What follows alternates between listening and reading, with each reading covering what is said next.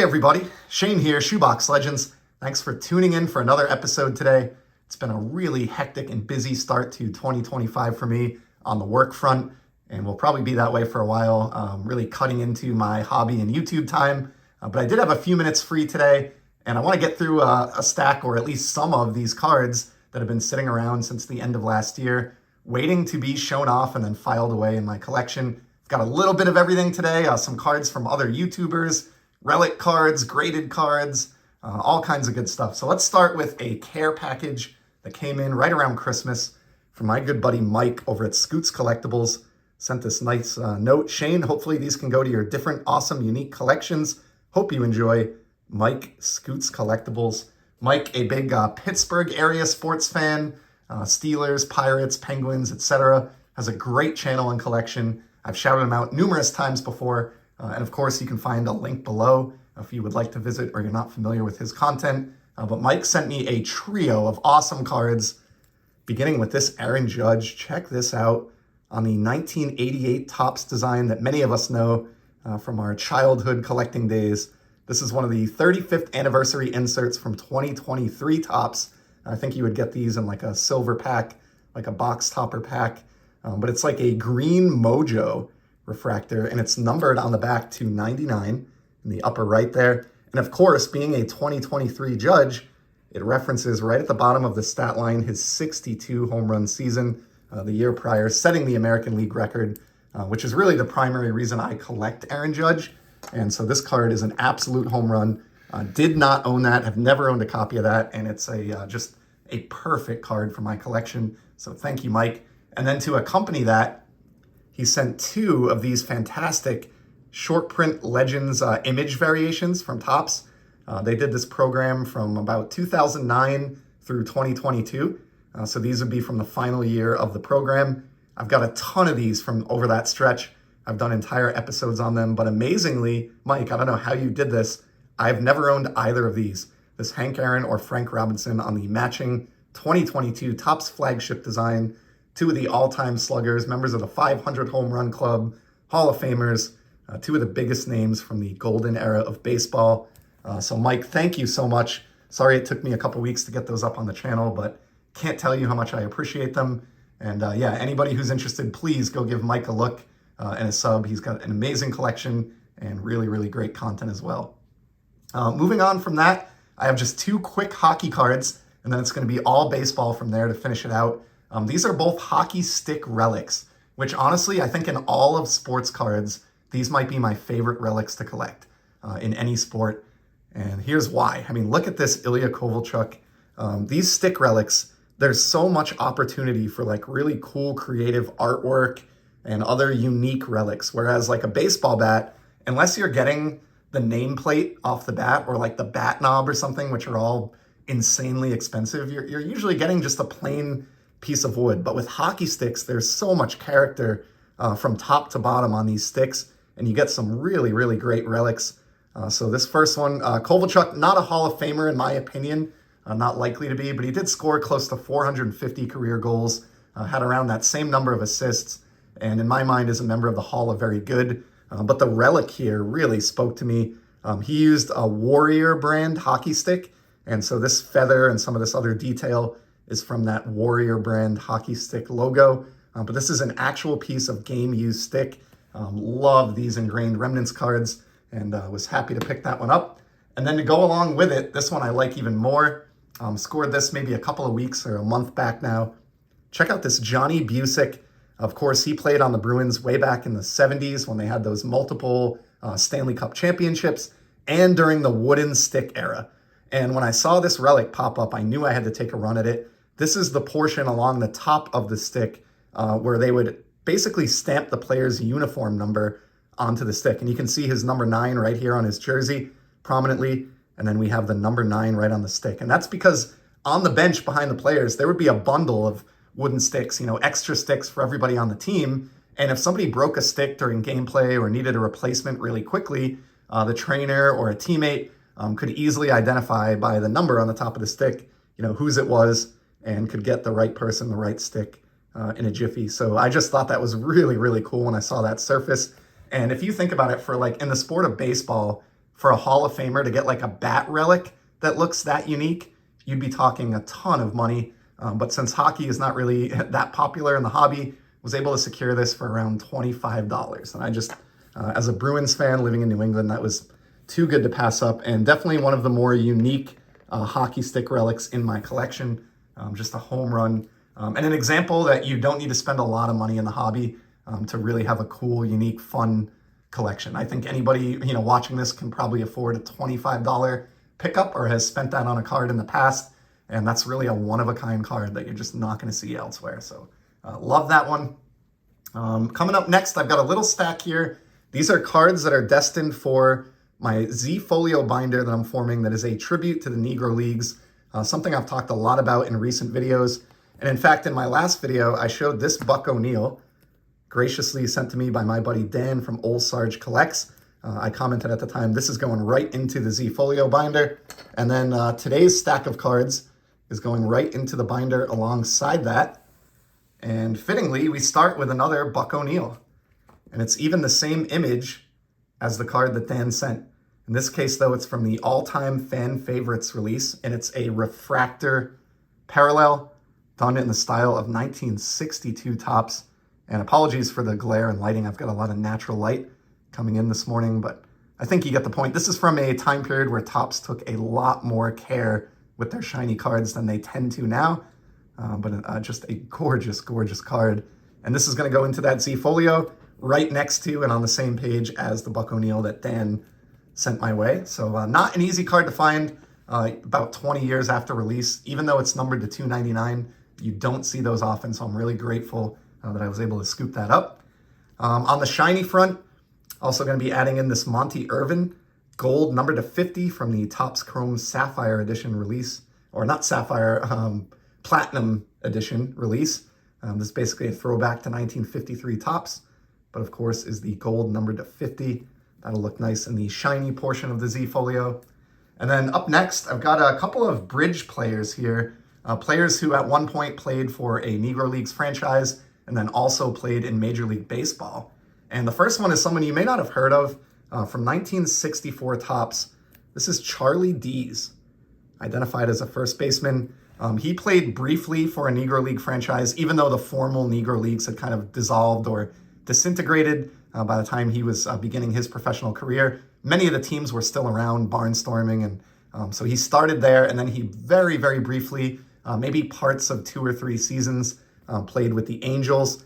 I believe this is his only Topps card, so it's considered his rookie and also his only card out of the 1964 Topps release. So I got this one for the Z Folio. But what makes this really cool, I'm going to do a 3-card row that has the base card, the buyback version of the base card. I found the 50th anniversary Topps Heritage box topper buyback. You can see the large foil stamp there, which is gorgeous. And then in 2013 Topps Heritage, Topps reproduced this card and issued a certified on-card autograph version of the Charlie Dees. And shout out to my buddy Hugo over at Signs of the Pastime. I had sent him a link recently for a buyback copy of this card that went up for sale, and he let me know that he had the autograph, which got me to searching, and found this copy here, for around $20, which is a total steal for me. And so yeah, all 3 of these cards will be laid out in a row in that Z Folio. They'll be the only representation of Charlie Dees, but I just think that's awesome, and really, really love how that trio came together. And then I've got a buyback here. Scooped this one for about $4 with free shipping.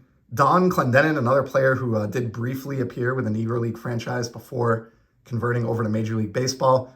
Found this great copy of his 71 Topps in 50th anniversary buyback format from Topps Heritage. So another one there for the buyback section of the Z.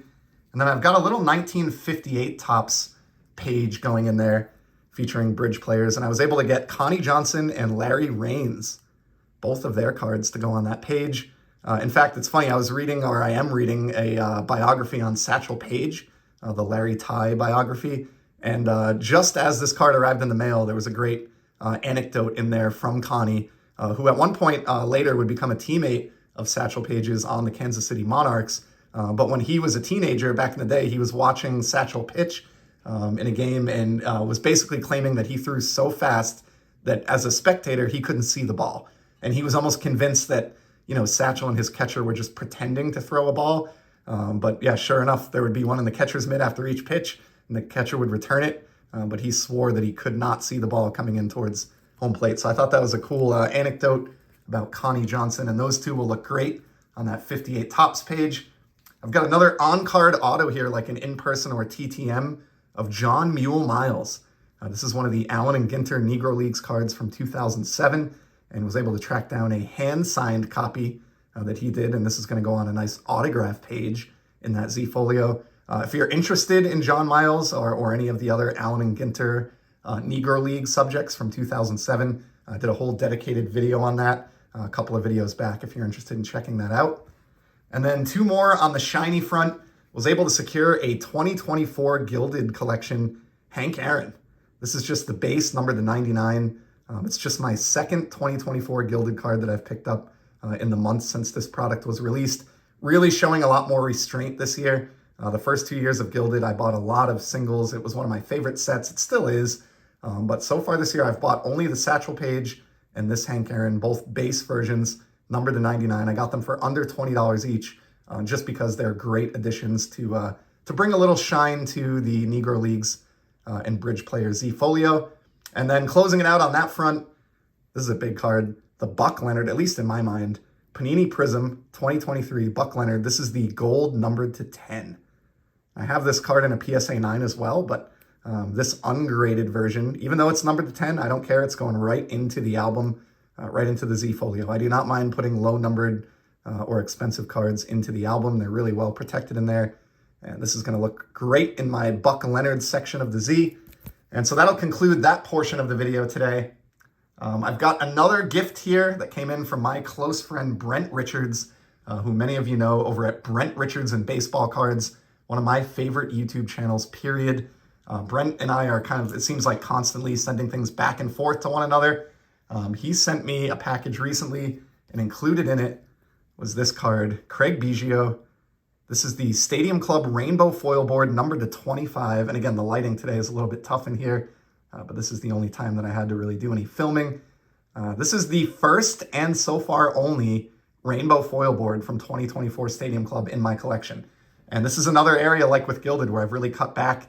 In prior years, I bought a ton of these, and I would like to get some more, but I've really been working at restraining myself on purchases and trying to save for fewer, bigger cards. So I appreciate Brent taking it upon himself to fill that void for me in the meantime. And this is just a killer card, especially being an Astros card coming from a big Astros fan like Brent. And I know he has a copy of it as well. So a really meaningful card there. Along with that, he included a copy of his own channel card and the Nolan Knows bow that he was giving away with it. Most of you, I'm sure, have seen this by now, but Brent did an amazing job sort of recreating one of his all-time favorites, the 84 Donruss Don Mattingly. But this is like the Brentingly, and it came out awesome. It really has like the feel, texture, sturdiness of an actual trading card. He numbered these out of 300, and as a kind of a tribute and shout out to Jackie Robinson, Brent gave me copy 42 of 300. So I will treasure that in my sort of YouTube card collection. But he sent some goodies along with it. He sent me this awesome John Olerud. This is from the bookmark set that he's done a couple of different episodes on, and I've shown a card or two from as well that were basically inspired by Brent. And these are like oversized, these are kind of case hits here, but they're like oversized versions of the Pro Visions artwork. And just a super cool Olerud from the season where he was chasing 400, as you can see kind of in smoke coming off of his bat. And I had purchased the Robin Yount previously because I saw it on Brent's channel, and I'm struggling with how to store it because it's oversized. So Brent, not only did he send me the Olerud, he sent me an extra case to store the naked Yount, quote unquote. So that's hilarious. So thank you, Brent. I will definitely get Robin properly protected after today's video. And then lastly, for today anyway, on the Brent front, he's been cutting and slabbing some of his own unique photographs that he took in person, typically at the Astrodome back in the day. And he sent me this great one here. Check this out. Brent and I are both big fans of Will Clark, Will the Thrill, and this is a photo that Brent took himself back in the day of Will standing in the on-deck circle, waiting for his at-bat. Number 22 prominently shown there. 2 is my lucky number. I love Will Clark. Just so much to like about this. Brent put it in his own Brent's Collection Mag Pro slab, and he numbered this to just 2. I got copy 2 of 2, and I think Brent himself kept copy 1 of 2. And so just like, with some of the other cards we have, we're kind of clubbies on that, just like with the Craig Biggio that we saw a minute ago. And I'm just really honored to have that. That's such a unique and special and meaningful addition to my Will Clark collection, which is something I haven't shown too much on the channel, but I do have some awesome Will Clark cards that I'll try to get to in the near future. And then lastly, on the Brent front, check this out. He sent me a special copy of his custom-made card. Knowing that I'm a big buyback fan, he went through the trouble to make this. This is a shoebox buyback version of Brent's Brent collection card. He even got the same font down here. If you look, shoebox buyback, that is like a dead ringer for the Rediscover Topps buyback font that they used in 2017 for their buybacks. And so this is just really, really touching. Not only that Brent would send me a card, but that he pays enough attention to how I collect, enjoys my channel enough that he knows I love these buybacks. And the fact that he spent his own time and effort to make something this unique to send to me for my collection is just really, really meaningful. And I will definitely treasure this one alongside the normal Brent card. And in this case, this is a 1 of 1. I have the only shoebox buyback version of the Brent's collection card, the Brentingly. So that is just so cool. And then as sort of a tribute to Brent, another one of his favorite players, to close out the video, I have 2 Cal Ripken rookies that I've never shown before. He was like one of my favorite players in my youth. And so here we have his base rookie card in a PSA 9. I love this card. It's maybe like a top 20 favorite baseball card for me just because of the nostalgia factor alone. Really, really happy to have it. And I actually had 2 copies of this, sent one to Brent a while back because I thought he really needed one in his collection. And then I kept this one for myself. But then even cooler than this, and a card that I've never shown on the channel, my personal favorite Cal Ripken card. I don't know why I waited almost 4 years of being on YouTube before I showed this, but I've had it since before I started my channel. And it is the 1982 Topps Traded Cal Ripken Jr. I love that pose. Should have probably chosen a day with better lighting to finally show this guy off, but just a killer card. It's my favorite Cal Ripken card just because of the difficulty in obtaining it, especially like a nicely centered PSA 9, relatively high-grade version like this. And I love that classic batting pose. I actually, at one point, had all 4 Cal Ripken Jr. rookie cards, the 2 that we saw here today, the Topps and the Topps Traded, but also the Fleer and Donruss. And I had them all in PSA 9s. But I recently sold my Fleer and Donruss as part of my ongoing purge. They just weren't up to my normal collecting standards. Decided to let them go, and I'm just sticking with the 2 from Topps. So I wanted to show them off today and then get them filed away. So that is a wrap. I'm going to cut it there. I've got more great stuff to get to, but it's been almost 20 minutes here, which is a lot longer than my typical video. If you stuck it out to the end, I really, really appreciate it. Again, huge shout out, and please find the links below to both Mike over at Scoots Collectibles and Brent over at Brent Richards and Baseball Cards. For today, that's a wrap. I appreciate your time, and until next time, enjoy the hobby, everybody. See ya.